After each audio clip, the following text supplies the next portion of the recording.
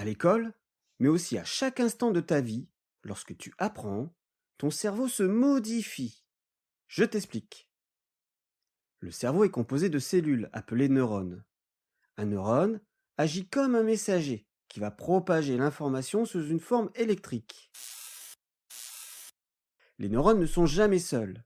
Chaque neurone peut être connecté jusqu'à 10 000 autres neurones, ce qui conduit à un grand nombre de connexions dans le cerveau. Les neurones fonctionnent en réseau. Lorsque tu penses à quelque chose, des réseaux s'activent, et tout cela sans que tu t'en rendes compte. Lorsque tu apprends, ton cerveau change. Les réseaux de neurones vont se modifier ainsi que les neurones eux-mêmes. Par exemple, les messages vont être transmis de plus en plus rapidement.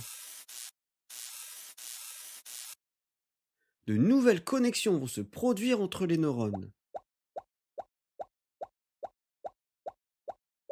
Il peut même y avoir des nouveaux neurones dans certaines parties du cerveau.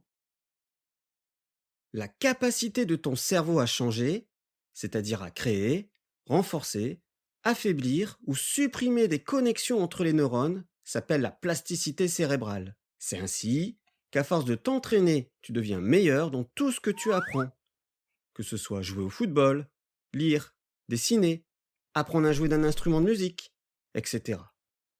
Ces changements dans ton cerveau se produisent dès qu'un bébé est dans le ventre de sa mère et se poursuivent tout au long de la vie d'une personne.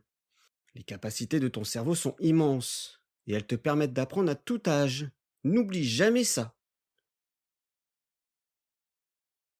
Et grâce à la plasticité cérébrale, quand une région du cerveau est endommagée, d'autres parties peuvent prendre le relais.